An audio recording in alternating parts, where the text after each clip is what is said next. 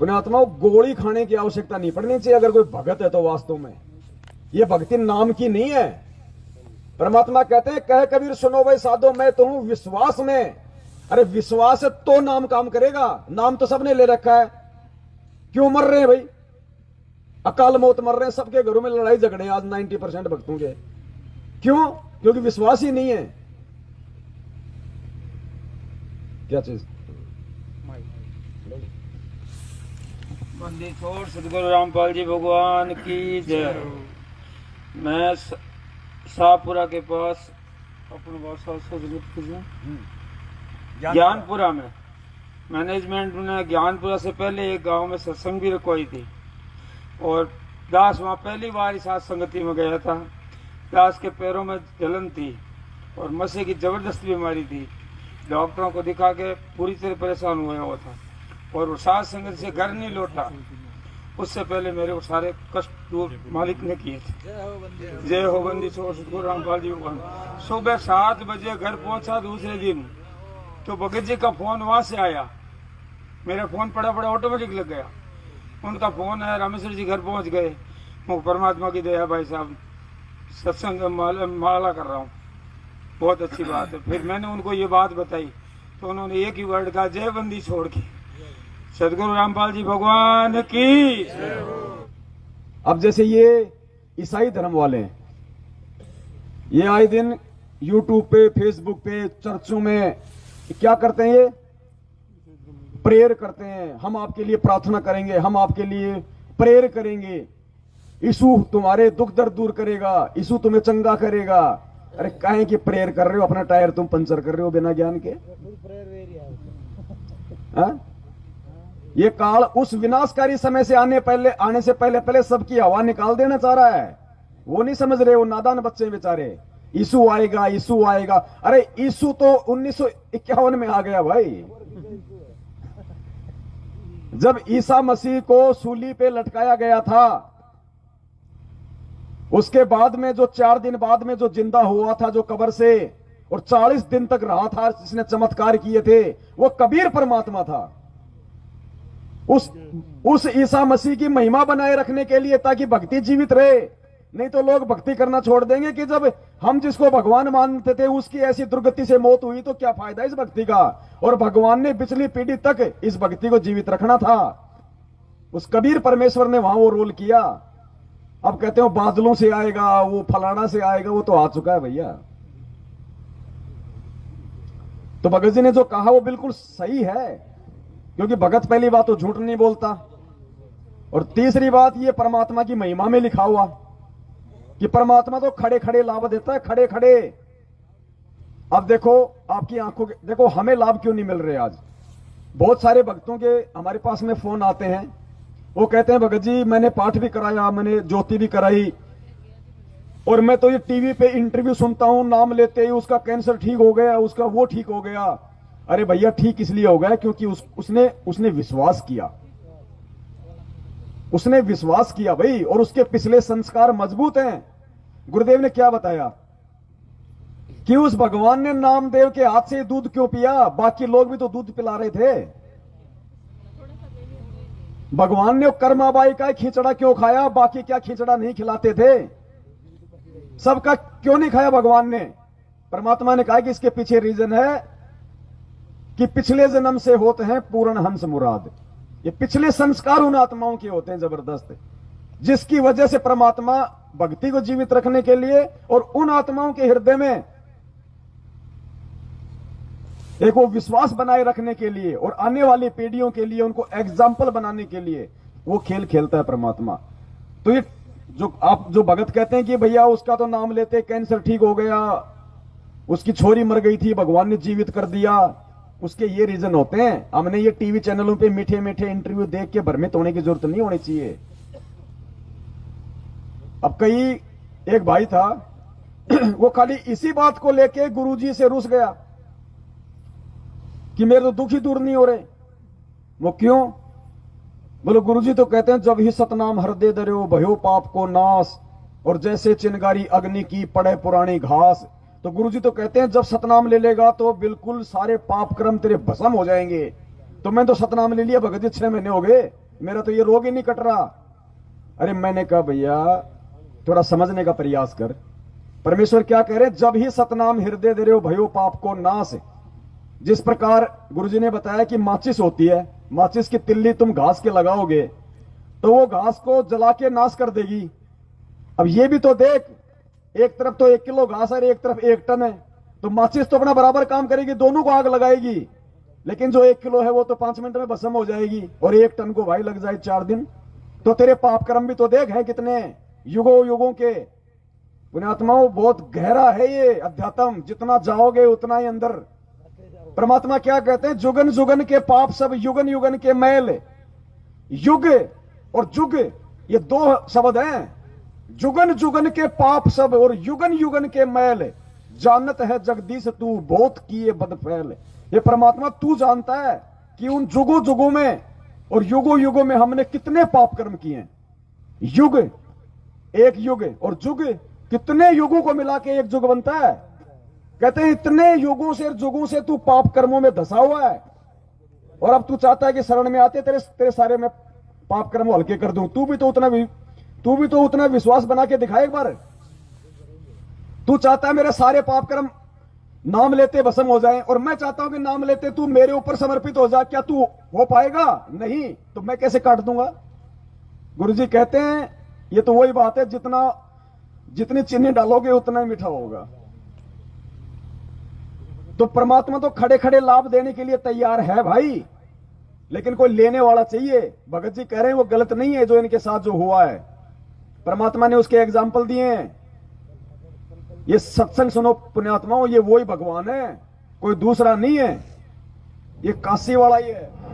इन बातों को हमने बहुत गहराई से सोचना चाहिए पुण्यात्माओं। पर तुम तो ये बातें हर स्थान पर बार बार ये सुनने को नहीं मिलती है। तुम मौज कर रखी परमात्मा ने कि यहाँ 15वें दिन बाग लगा दिए अपने सत्संग के, और भगवान आत्माएं रह कर आ रही हैं। देख कितना दयालु है ये परमात्मा, अपनी प्यारी आत्माओं को पहले तो सुख देता है, दुखों को दूर करता है, और फिर इनको रुचि बनाता है कि ओहो देखिए पैसा मेरा वहां बर्बाद होना था, आज भगवान के पुण्य में लग रहा है। ये समय मेरा वहां हॉस्पिटल में लगना था या किसी और वहां लगना था, और आज परमात्मा के चरणों में आ रहा हूं। वो आने की हिम्मत भी देता है, दान करने के लिए पैसा भी देता है, और अंदर से प्रेरणा भी करता है। करे करावे साईया ये मन में लहर उठा, दादो सिरदर जीव कहो आप बगल हो जा। करे करावे साईया मन में लहर उठा, और दादो सिरदर जीव के आप बगल हो जा। परमात्मा सामने नहीं आता कि मैं कर रहा हूं, नहीं, उधर से यहां बहुत से ऐसे प्रमाण आपको मिलेंगे। डॉक्टर ने कह दिया कि इसको 2 लाख रुपए लगेंगे, इसका ऑपरेशन होगा, और वहां ले जाइए पीजीआई के अंदर। पीजीआई में जाते हैं, एक बहन ने बताया कि मुझे गले में अभी की बात है, मेरे को गले में 4 गांठें होगी। ध्यान से सुनना ये सत्संग, पुण्यात्मा वही भगवान है, और इसने जो लाभ दिया किसी जानवर को नहीं दिया, अपने भक्तों को दिया है, और हम भी उसी कैटेगरी के भगत हैं, सिर्फ विश्वास की कमी है।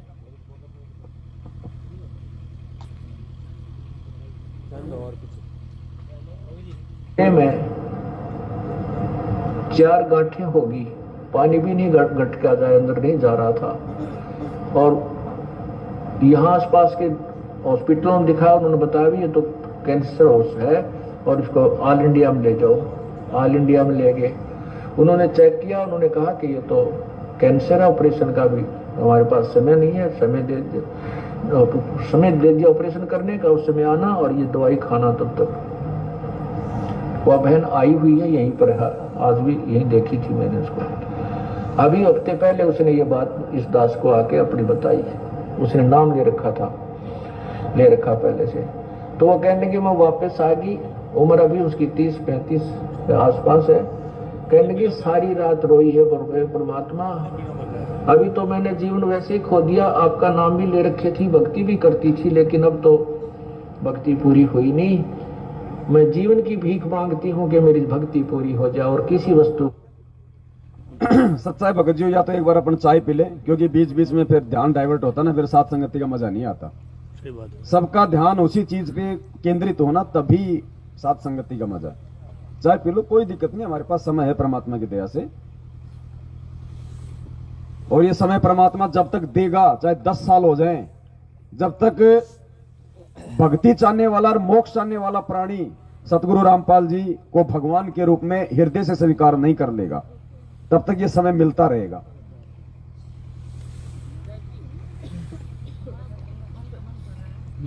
क्योंकि अब जब परमेश्वर आएंगे ना, तो ये ब्रह्मा विष्णु महेश के माता पिता नहीं दिखाएंगे।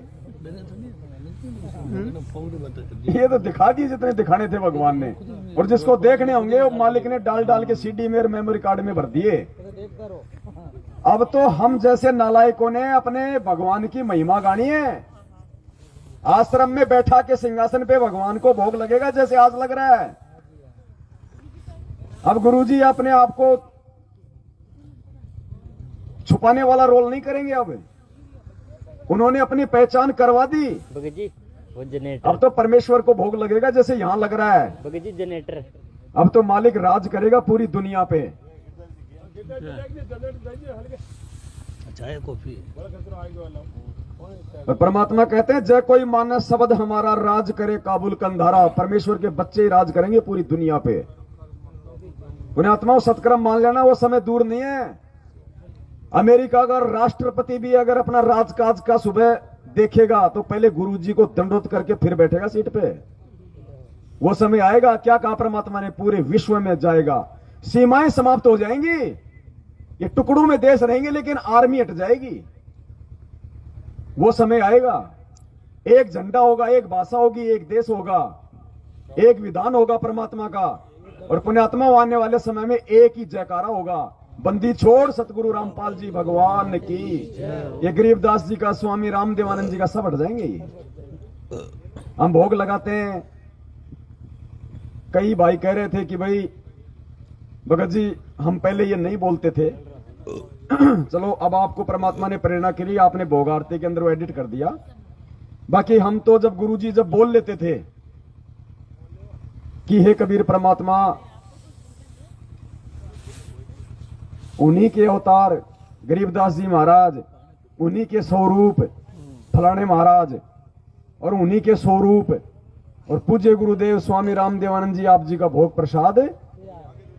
तो वो कह रहे थे कि हम उसके बाद बोलते हैं कि हे परमपिता परमेश्वर सतगुरु रामपाल जी भगवान आप जी का भोग प्रसाद तैयार है। मैंने कहा भैया वो भी गलत है, वो बोलना भी गलत है। बोले जी कैसे? हालांकि उनसे बात हुई नहीं, लेकिन दास बता रहा है वो भी गलत है। अपने गुरुदेव को 3 को भोग लगाने के बाद लगा रहा है। ऊपर तीनों को भोग लग गया, दादा गुरुदेव को भोग लग गया, और फिर उसके बाद कह रहा है कि हे परमपिता सतगुरु रामपाल जी भगवान आप जी का भोग प्रसाद तैयार है। ये सर्वप्रथम इनको भोग लगेगा और इन्हीं को लगेगा। हमें क्या फायदा हमें दादा गुरुदेव को भोग लगाने से क्या फायदा? दादा गुरुदेव ने नाम दिया था, ज्ञान दिया था। क्या दिया था दादा गुरुदेव ने? आपने उनसे वो पाठ करवाए थे, ज्योतियां करवाई थी, शास्त्र पढ़ाए थे दादा गुरुदेव ने आपको। भोग किसको लगाया जाता है? परमेश्वर को। जय का मतलब क्या होता है? पूजा।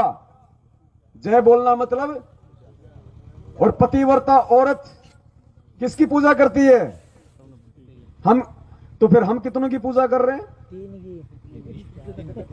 भाई? जब हमें ज्ञान आधार से आज मालूम हो गया कि बंदी छोड़ कबीर साहिब की जय, तो कबीर साहब कौन है आज? बंदी छोड़ गरीबदास जी महाराज की जय, तो गरीबदास जी महाराज जी का रोल किसने किया? अगर कबीर जी ने किया तो कबीर जी कौन थे? और दादा गुरुदेव की जय बोलने का कोई मतलब ही नहीं है। जय एक ही बोलेगी। जब तक हमारी सुरती, नृत्य, आत्मा, मन, कर्म, वचन सब कुछ अपने गुरुदेव के चरणों में केंद्रित नहीं होगा, तब तक वो लाभ नहीं मिलेगा जिन लाभों का जिक्र ये परमात्मा आज सत्संगों में कर रहा है। अब आप कहोगे साहब उस समय तो ज्ञान आधार था ही नहीं, गुरु जी को कोई भगवान मानता था ही नहीं तो उस समय परमात्मा ने खड़े खड़े क्यों दिए? क्योंकि परमात्मा ने उस समय भक्ति को परवान चढ़ाना था। मालिक को पता था वो समय ज्ञान आधार का नहीं है। परमेश्वर ने उन आत्माओं को एक बार जोड़ना था। अपने कोटे से भगवान ने लाभ दिए ये साबित करने के लिए कि भाई मेरी मैं जो भक्ति दे रहा हूं उसमें भगवान है। वो भले मुझे भगवान नहीं मान रहे, लेकिन वो कबीर जी को तो मान रहे थे। उनको विश्वास पैदा हो और लगे रहेंगे तो आगे चल के ज्ञान को भी आधार बना लेंगे, जैसे आज बन गया। तो उस समय परमेश्वर ने उनको लाभ देना, उनके साथ में खड़े खड़े चमत्कार करना जरूरी था। लेकिन आज नहीं करेगा परमात्मा ऐसा। आज परमेश्वर ने ज्ञान को सामने रख दिया, सारे प्रमाण दे दिए, सारे शास्त्र दिखा दिए। उस समय उनको शास्त्र नहीं दिखाई थे परमात्मा ने 2000 से पहले, इसलिए उनको लाभ देने जरूरी थे, उनको जोड़ना उनको जरूरी था। आज परमेश्वर ने कोई कमी नहीं छोड़ी है। आज आपने स्वयं लाभ लेने के लिए प्रयास करना पड़ेगा। आज आपने भक्ति करनी पड़ेगी, विश्वास लाना पड़ेगा अपने अंदर। तो अब सुनो ध्यान से ये सत्संग, और फिर आपको विश्वास होगा कि भगत जी जो कह रहे हैं वो कितना सही है। ध्यान से सुनना। और खेल कौन खेल रहा है? उस बहन के गले में कितनी गांठ हो गई? 4। पानी भी नहीं गिटका जा रहा और 4 गांठ हो गई उसके गले में। और अब देखना ध्यान से,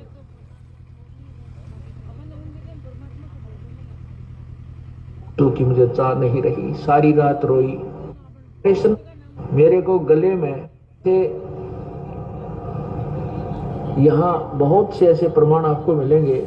डॉक्टर ने कह दिया कि इसको 2 लाख रुपए लगेंगे, इसका ऑपरेशन होगा। और वहां ले जाइए पीजीआई के अंदर। पीजीआई में जाते हैं। एक बहन ने बताया कि मुझे गले में, अभी की बात है, मेरे को गले में 4 गांठें होगी, पानी भी नहीं गटका जाए, अंदर नहीं जा रहा था। और यहाँ आसपास के हॉस्पिटलों में दिखाया, उन्होंने बताया भी ये तो कैंसर है और इसको ऑल इंडिया में ले जाओ। ऑल इंडिया में ले गए, उन्होंने चेक किया, उन्होंने कहा कि ये तो कैंसर है, ऑपरेशन का भी हमारे पास समय नहीं है, समय दे दिया ऑपरेशन करने का, उस समय आना और ये दवाई खाना तब तक। वह बहन आई हुई है यहीं पर, आज भी यहीं देखी थी मैंने उसको। अभी हफ्ते पहले उसने ये बात इस दास को आके अपनी बताई। उसने नाम ले रखा पहले से। तो वो कहने लगी मैं वापस आ गई, उम्र अभी उसकी 30-35 के आसपास है। कहने लगी सारी रात रोई है परमात्मा, अभी तो मैंने जीवन वैसे ही खो दिया, आपका नाम भी ले रखे थी, भक्ति भी करती थी, लेकिन अब तो भक्ति पूरी हुई नहीं। मैं जीवन की भीख मांगती हूँ कि मेरी भक्ति पूरी हो जाए और किसी वस्तु की मुझे चाह नहीं रही। सारी रात रोई, सुबह उठ गए। उसने पुण्यात्माओं अपनी जीवन रक्षा किस चीज के लिए चाहिए? भक्ति के लिए। भक्ति के लिए, बेटे के लिए नहीं कि मेरा बेटा छोटा है, मेरा छोरा नहीं ब्याया गया, अब ये भी धंधा शुरू किया है, 5 लाख रुपया कर्जा लेके लगाया है। ये नहीं कहा उसने परमात्मा से, हृदय से। परमात्मा भक्ति के लिए।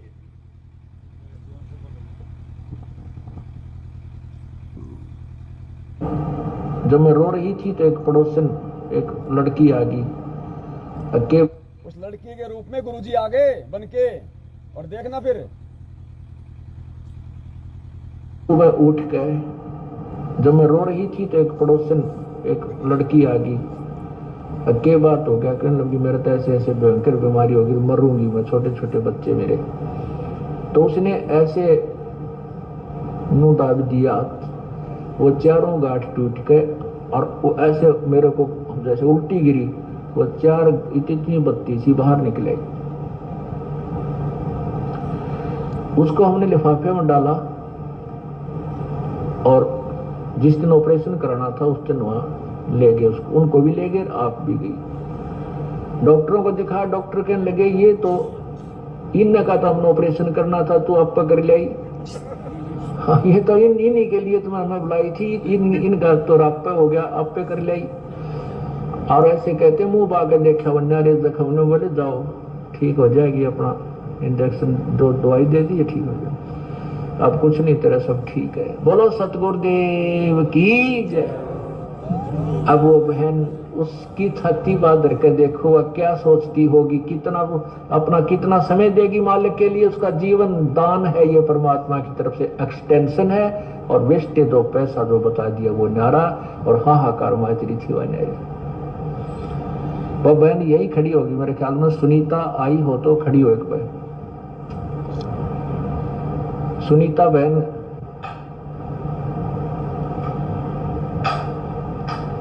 वो चली गई होगी फिर।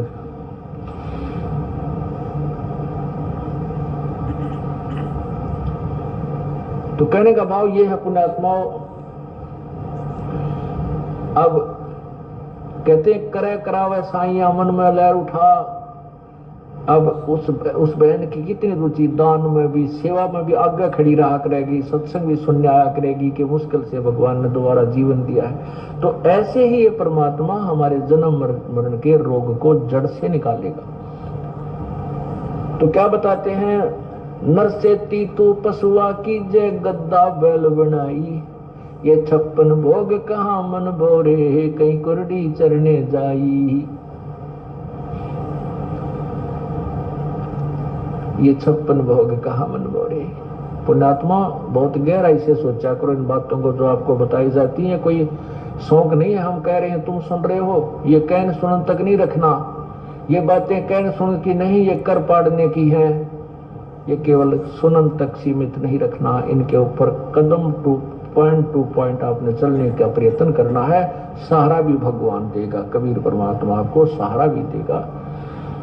हम उसी के सहारे से इस काल के साथ संघर्ष कर सकते हैं। जीव के बस की, जीव की कोई औकात नहीं है। कहते हैं ब्रह्मा का आसन खिसा जब सुनी काल की गाज, यो काल जब दहाड़ता है गरजता है, ब्रह्मा जैसे, ब्रह्मा विष्णु महेश जैसे के जो है ना, उसके आसन भी थर्राने लग जाते हैं।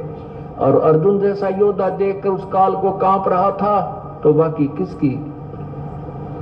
किसके विषय में कहें कि इस काल से कौन सुरक्षित हो सकता है। ये तो कबीर परमात्मा के सामने इस काल की दाल नहीं गलती, नहीं तो 21 ब्रह्मांड में ये सब के ऊपर प्रभु है। केवल कबीर परमात्मा के सामने ये नतमस्तक हो जाता है। उसकी चर्चा के जहां चलते वहां आसपास भी नहीं रहता। ये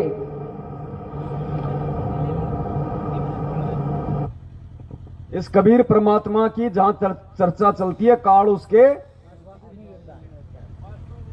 उस बस में इसार तारीख पे जाने के लिए महाराष्ट्र से 40 लोग बैठे थे। तो क्या सारे क्या हनुमान जी का गुणगान कर रहे थे क्या?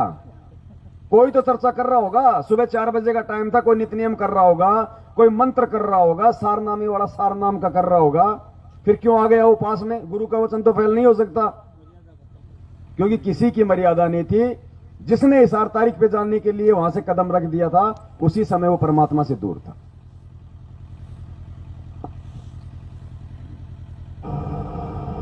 दादू साहब कहते हैं, केर ही नाम कबीर का ये विषम काल गजराज, दादू भजन प्रताप से यो भाज्य सुनकर आवाज, जैसे आखी। ये परमात्मा की महिमाओं में लिखा हुआ है। गुरुजी कहते हैं ना, परमात्मा की महिमाओं में लिखा हुआ है। ये लाभ देना, ये उसके गुण हैं, ये दिए भगवान ने, और आज भी दे रहा है और आगे भी देगा अगर कोई लेने वाला होगा तो। एक और सुनो एक बहन का, पुण्यात्माओं रोंगटे खड़े हो जाएंगे।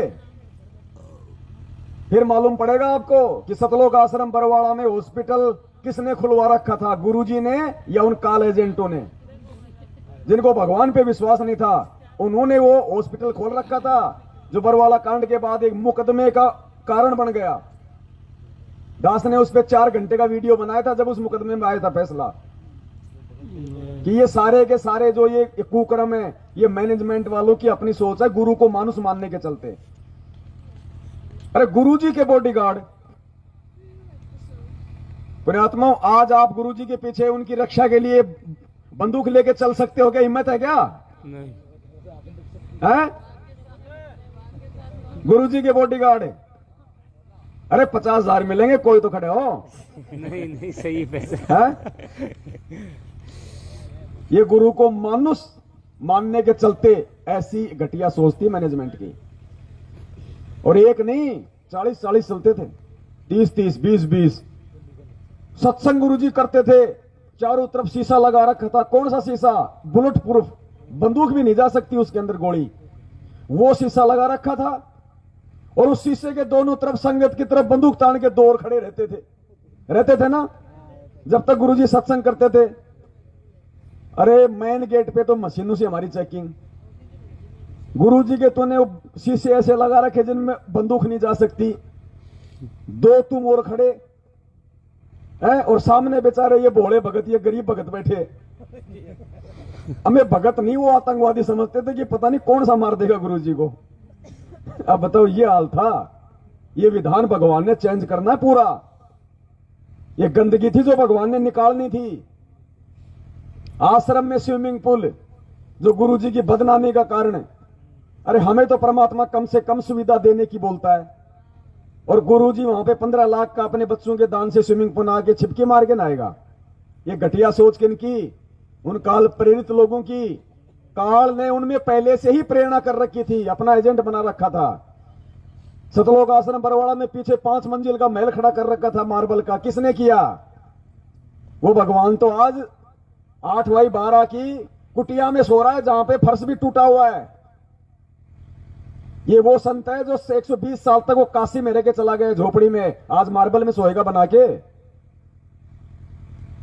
और 5 मंजिल का जो हमें कहते हैं कि घर तो 3.5 आध गणा तो पूरा 4, इससे अधिक जो चाहे उसको नहीं है ज्ञान। करनी और कथने में अंतर इसके नहीं हो सकता। ये करनी और कथने में अंतर इन मैनेजमेंट वालों के था, जिसका परिणाम पूरी संगत ने भोगा और ये खुद भोग रहे हैं।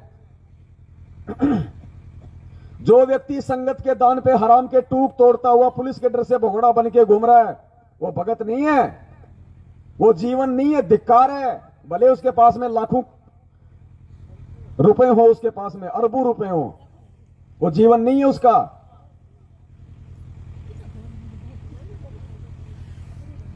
आज वो सबके सामने आके बैठ के आज वो संगत को कोई संदेशा नहीं दे सकता। देखा आपने कभी उसको संगत में?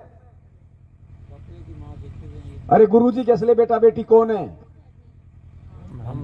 खुद का बेटा तो भगोड़ा बन के घूम रहा है। वो बेटा है। आज उसकी दोहरी जिम्मेदारी थी। अगर वो समझता कि गुरुजी मेरे शरीर के बाप है, तो नालायक तेरा तो 2 तरीके से हुआ बाप है, शब्द का भी और बिंद का भी। अगर तू मानता तो तेरी तो हमारे सत्सेवकों से भी डबल सेवा होनी चाहिए थी। आज चाचा ने टुकड़े फेंक रखे हैं, आराम से घूम रहा है भक्तों के, कभी कहीं 20 दिन, कभी 10 दिन, कभी होटलों में। दाढ़ी बढ़ा रखी है छोटे वाले ने बड़ी बड़ी, भगोड़ा है ना। पुण्यात्माओं बहुत, अब क्या बताए दास यहाँ पे। ये परमेश्वर ने दया की, कैसे सद्बुद्धि दी भगवान ने, जो उस गंदगी से हमें निकाल दिया। छोटा लड़का गुरुजी का 1 साल पहले गुड़गांव गया किसी भगत के, रात को छोरी छेड़ दी उसकी। ये हाल है इनका। 2 अक्टूबर को दास ने पीला पर्चा डाला था आप सबको। हरियाणा के सोनीपत का नामदान के अंदर रणवीर, माता बहनें आती थी नाम शुद्ध करवाने, नंबर ले लेता था, रात को बातें करता था, ऑडियो वायरल हो गई। महेंद्र भगोड़े ने गुरुजी का नाम लेके उसको नामदान केंद्र से हटा दिया, नामदान केंद्र भी बंद करा दिया। और आज उसका पीला पर्चा आ गया कि गुरुजी ने उसको माफ कर दिया, सभी जगह उसकी एंट्री हो गई। मध्य प्रदेश के धार जिले के नामदान केंद्र पे हमारी भूरी बहन जो कि भील समाज से थी, अपने 3 छोटे छोटे बच्चों के साथ नाम शुद्ध करवाने गई थी। 8 दिन तक उसी नामदान केंद्र के ऊपर उसका बलात्कार हुआ। वो एफिडेविट मैंने आपको दिखाया ना 3 घंटे के लाइव वीडियो में।